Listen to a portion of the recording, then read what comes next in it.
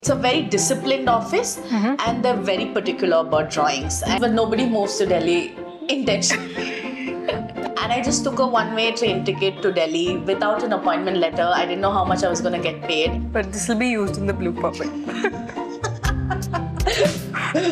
Kalli. And all four of you would walk together every time. And you were talking about how bigger is not always better. Yeah, I don't know if I can use this sort of cocky of us to say that. Hello and welcome to Brutalism and Bananas. I'm Nilanjana and with me here today is Kavana Kumar. Hi Kavana. Hi Neil. How are you? I've been good. How are you? I'm good too. It's been such a long time. It's been a really long time. Yeah. I think we should have like a proper catch-up session. Yeah. I think even the last few times we've bumped into each other, it's been very brief. We've not had the time to catch up really. That's true. Yeah. We should resume playing badminton also. Yes. I think it's high time. So just to give you a brief introduction about Kavana. Kavana is an architect and also an assistant professor here at WCFA where we are recording. Kavana is my senior from college and I mean we both studied at USD, which doesn't exist anymore. Like all good things. Yeah. So we've known each other since 2011, so it's been a long time. Yeah. So Kavana has been teaching for the last 8 years. Is that right? 8 years. Yeah. July I complete 8. Wow. So how does it feel? Does it seem like it's a really long time, or do you think you're just starting out? No, it definitely doesn't feel like I'm starting out because of the familiarity of everything. Just the familiarity of the physical ambience and also the systems, because it is an institution, right? So there's a rhythm to the semester system. So because of that, it doesn't feel new. But I think I first felt existential when the first batch I started with graduated and it was 5 years. Yeah. But now I think it's okay. I think the difference is it feels very old and familiar until you walk into a class. But every class I step into, every morning history class, tomorrow AD studio, every day is a new day. And I think that's where the balance is really. Yeah, otherwise it can get quite drudgerous. So what subjects are you teaching? So every semester it changes. This semester I'm doing design studio, housing design for semester 4. Okay. History of architecture, one of my favorites. And I'm also doing an elective called Culture and Built Environment this year. Yeah. So tell us about culture and built So this is the first time I'm doing this subject. So I'm also a little bit, maybe it's not right to say, but freewheeling. Okay. But it's an elective course, so there's a liberty to do that. So the primary objective of the course is to unpack the relationship between culture, sociology, politics, and to physical infrastructure. Okay. But we're doing a fun activity where they're going to make a 6-minute movie on festival. So there's a little bit of an exercise through which the subject is unpacked. And it's also designed to be a little lighter because they have their core subjects and things like that. Yeah. And besides the teaching part, you also have your own practice. Right. Yeah. So can you tell us a bit about that? Sure. Yeah. So Catharsis was conceived in 2020. It happened because I got a project, and that's literally how it happened. And this was a dentist. Yeah, it was a little interior renovation sort of a thing of a dental clinic. And I got the project in 2020, and of course, COVID happened. So it took a whole year to get done, though it was a small project. And I think in that process is when I conceived the idea of Catharsis, the name, the logo, what it means to me, and all of that. Yeah, so it's a very small practice. It's a slow practice. And when I say small, it begins and ends with me most times. Although I have had some lovely interns and collaborators who worked with me. Most of them have been from this college, my students. So I've had very good collaborators, but largely it's me and my laptop. Like it's the same with me, but now I have 2 interns who are behind the camera right now. Okay, so why the name Catharsis? Interesting. I think I heard a filmmaker in an interview talking about the filmmaking process, and I realized I have a lot of controversial opinion when it comes to architecture. But when it comes to, I think we are very self-important when we say we're creative. Our profession is just about 15% creative, being Yeah. generous. I got a big reality check with that. When you started your Yeah, practice. yeah. Like, okay, so it's And just college was so different, right? very, very different. The profession Yeah. is like on the other end of the spectrum, I would say. Yeah. So there is a lot of, I think my understanding of the profession itself is nothing we do is for us or ours in any way. But we're very possessive about it. So it's like my project and I want the window detail to be Yeah. like this. So we're very almost egotistically, megalomaniacally obsessed with what we do, and it is never ours. And we rarely realize that. Yeah. So a large part of this profession is understanding that it's not mine and I have to let it go and live its own life. So I think that thinking of architecture as a way of practice or a way of being, as against to, like, the first thing I knew I didn't want Kavana Kumar architects or associates.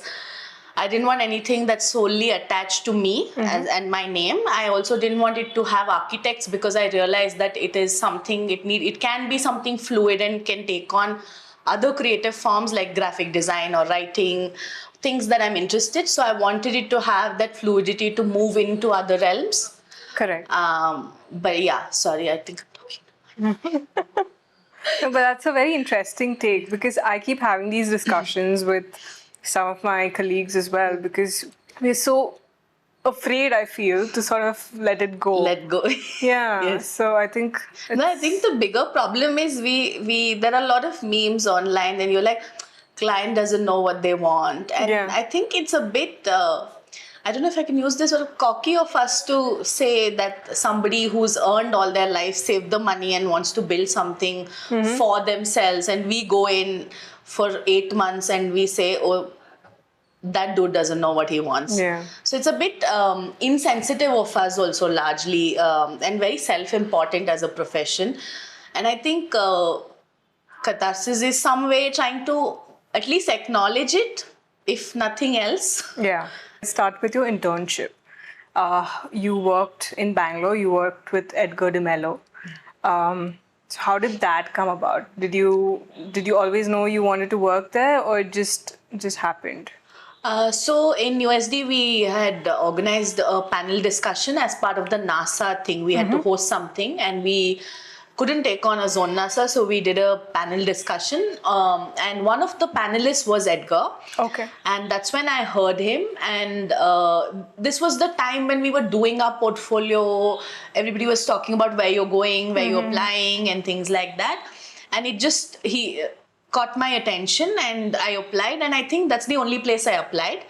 And luckily I got in. One of our seniors, Sandeep, took my interview on the phone. Okay. He was the second batch of USD, and Okay. I think that's what it means to have an alumnus also. So I got in. It was a great exposure. So I think the things that I learned in Edgar's office was that everything else that you do outside of the drawing board feeds into the drawing board, Right. because he was a connoisseur of art and music, good food, and he would often talk to us every Thursday's afternoon. He would spend an hour with the interns and talk about our taste. This is the first time I heard Christo and Jean-Claude.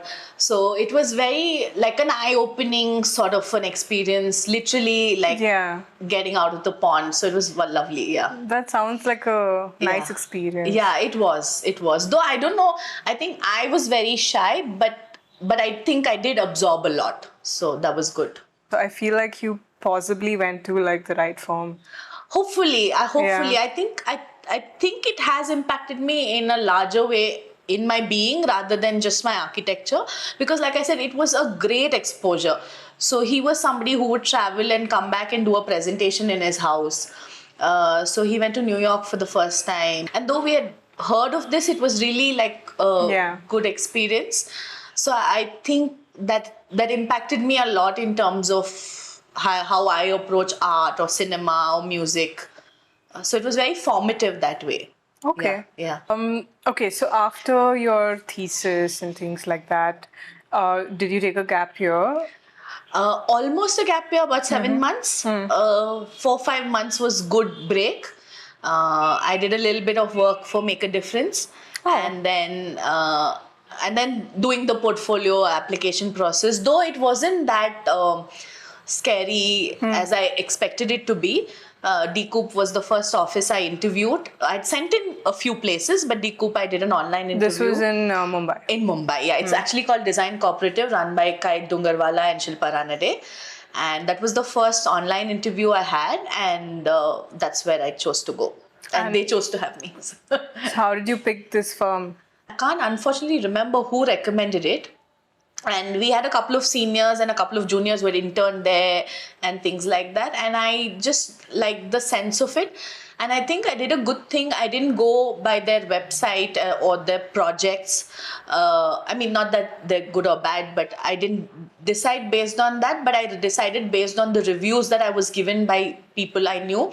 And one thing everybody said was that it's a very disciplined office and they're very particular about drawings. And I think both those things felt like I would benefit from. And it's actually that's what I took from there.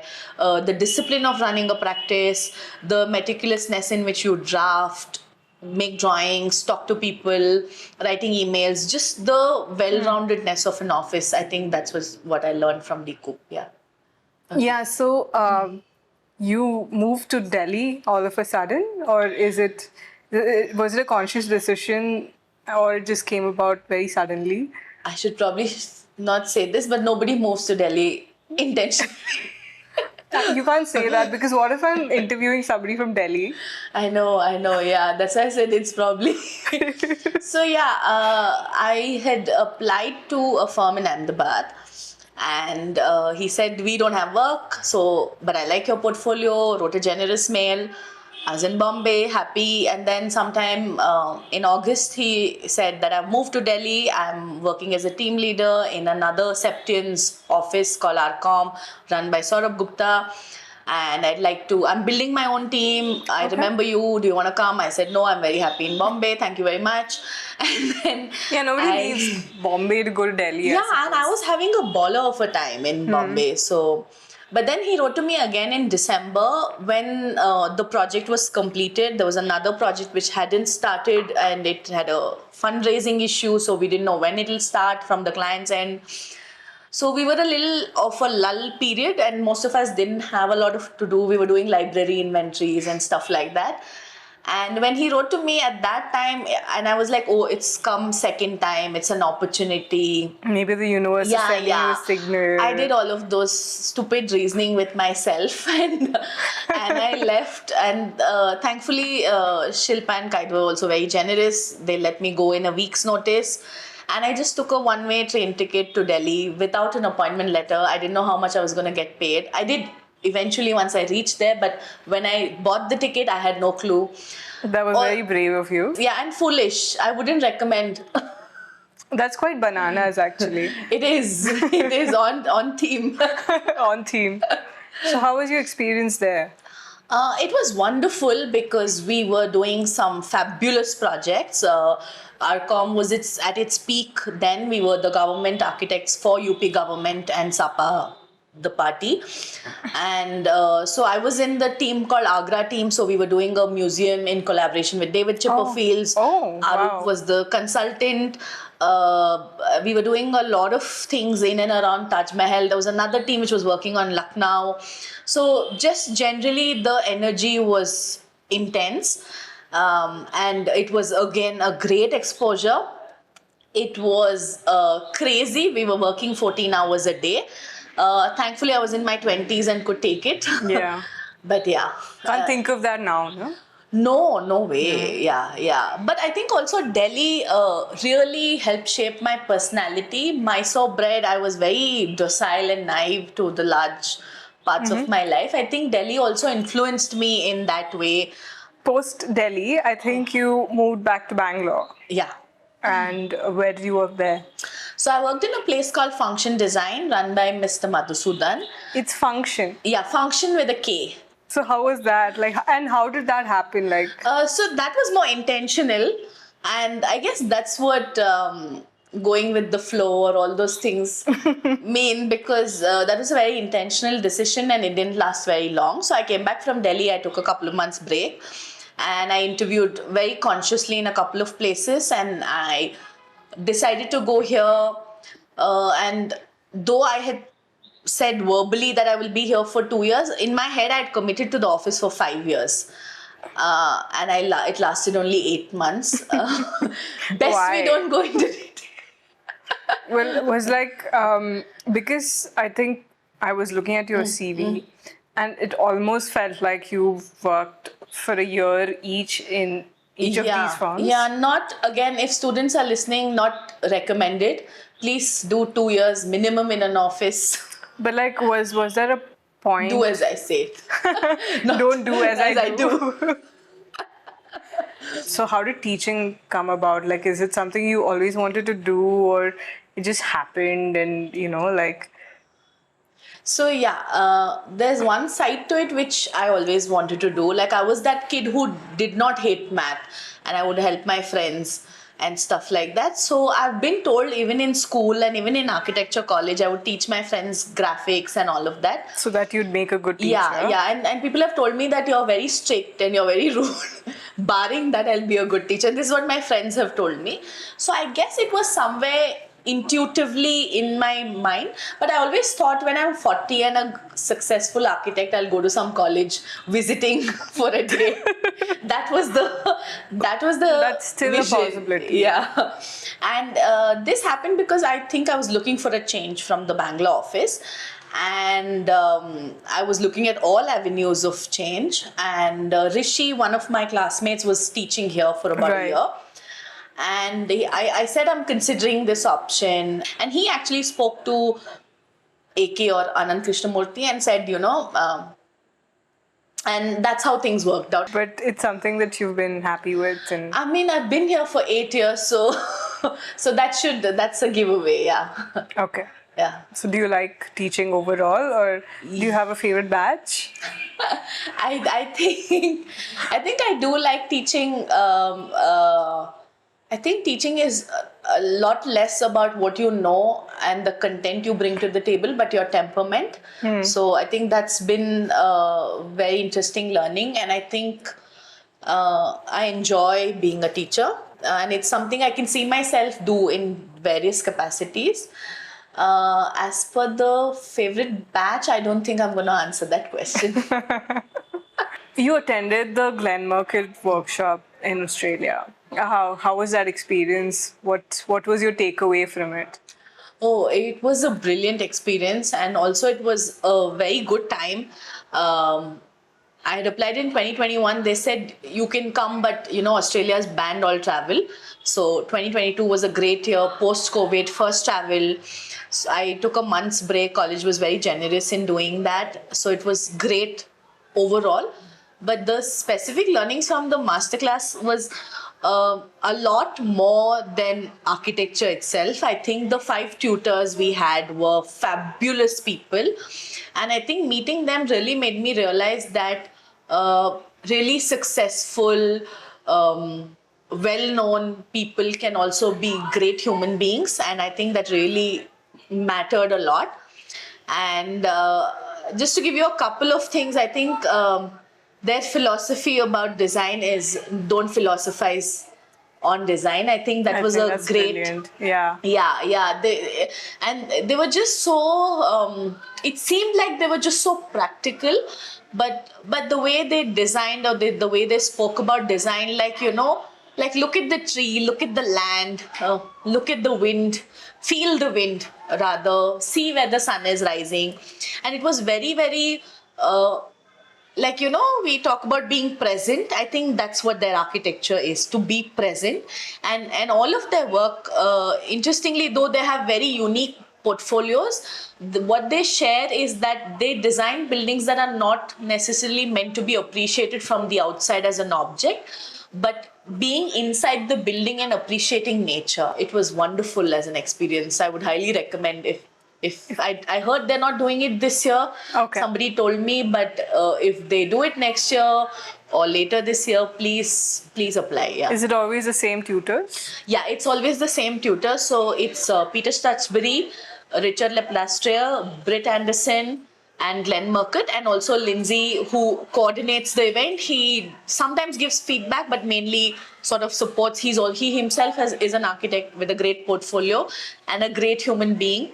So yeah, these are the 5 tutors, and it's a wonderful experience. Okay, so now we come to our last segment, which is trivia. Okay. And Is there a prize after that?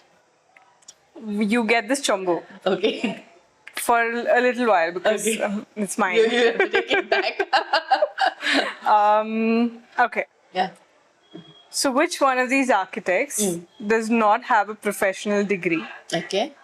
Charles Collier, Mies van der Rohe, Jeffrey Bawa, and Norman Foster. Okay. I'm 100% sure Jeffrey Bawa has studied architecture. So that is an easy no. I'm guessing it's Mies. Yeah, it's Mies. Okay, good. Yeah. One point to Yes. you. Can you guess the origin of the word architecture? Must be from Greece, like all other words are. I teach Greek history, so a lot of words come from there. Do you know what words? Archi with a K. Actually, it is archi. Okay. So it's kind of like, okay, some say it's Latin and Okay. some say it's Greek. Okay. Okay, so in Latin, the word is architectura, Okay. and in Greek, it's architecton. Okay. Okay, so the term archi Yeah. means chief, Right. and tecton means builder. Builder. Yeah. So it's actually like you're the chief builder. Right. And Right. not. Who is your favorite living architect? I think I really admire Zumta's work. Okay, I'll take some Indian names and young practices. So there's PK Inception, who's doing fabulous work. She's come to college a lot of times. It's based out of Nasik, I think. She also teaches Incept. I love her work. And I also like what C-Lab is doing. Anand Sonecha. So I think they're all young practices from India, and I think it's great to give a shout out to them. So I'll say their names. Okay, that's Yeah. fair. Now back to another trivia question. I'm guessing you've watched the sitcom Friends, Right. Yeah. right? Many So- times. Yeah. Many times. Yeah. Yeah, like all of us. Yeah. So one of the Friends' cast in Right. real life Right. studied architecture for a bit before Right. dropping off. Right. Who is that person? It's either David Schwimmer or Lisa Kudrow. One of the two. I mean, I don't know. I'm just guessing. Yeah. Yeah, I have no clue about this. No, it's the one who plays Monica. Oh, it's got me. I didn't know. I wouldn't Yeah. have guessed that. Yeah. So now this is another AMA question. Right. Should architects get into interior designing? I don't think it's a choice. Not anymore, at least. At least if you're practicing in bigger cities, you are going to get interior projects. It's the easiest to get. It's the most scope of work. And also, I don't think we can separate it as a profession. I think it is I think it's just an extension of what we do as architecture. So I don't know if one can be so choosy about it, because I run a small practice and I think of myself as an architect and I want to break ground. But the most inquiries I get is to do with interior design. And I want to say that it's probably because it's a woman running a practice, young woman, and interior design is presumed Sexist. that, yeah. But I also don't think it is in big cities, where do you build? Like, I think that's also the maximum projects are in the interior realm. So I don't know if I mean, who am I to say should or shouldn't? If you get it, if you like it, do it. Okay. Yeah. Can you suggest 3 movies to our audience that can be sort of architecturally relevant? Okay. Or like maybe it's got like great cinematography, maybe it's something of that sort, which is more on a technical side of things. like suddenly my brain has switched off, but I don't know if it's architecturally relevant, but like a very rich visual experience could be a French film called Emily. It's also uses the city very well as a backdrop. So there are a lot of films that use city well as a backdrop. Guys, this is not Emily in Paris. Yeah, it's not Emily in Paris. A very visually rich film. Yeah. Wes Anderson, very visual as a world, detail oriented. But I think also like I believe as architects, to some degree, again this might contradict my own point of being self-important, but we have to be to some extent social scientists. So any social drama like Masan, which is an Indian movie, any of those would really add value in terms of anything that has this tactile quality. I'm sorry, I'm doing terribly at this. What are you currently reading? Okay, it's called Burmese Days by George Orwell. I picked it up very recently and I'm still in the first 10-15 pages and struggling to read. It's been an ongoing problem for the last couple of years, but yeah. So, unfortunately, we do not have a hamper to give you. Thank you so much for joining us on Brutalism and Bananas. It was a great episode. I hope you had fun too. Yeah, I had a lot of fun, and this is such a nice undertaking from you. All the best. I hope your videos become super viral. I'm sure I'll be watching all of them. And we finally got caught up in between the scenes and all the breaks. We finally got to catch up, so it was after wonderful. After like 5-6 months. Yes, so I had a lovely time, and I'll meet you in badminton court. Yes. Thank you. Thank you. What did you do? Is it good? Should I include it in the podcast? No, I hate him. Don't. Okay. I mean, you worked he for was 8 just months. unorganized. He had no vision. But this will be used in the blooper.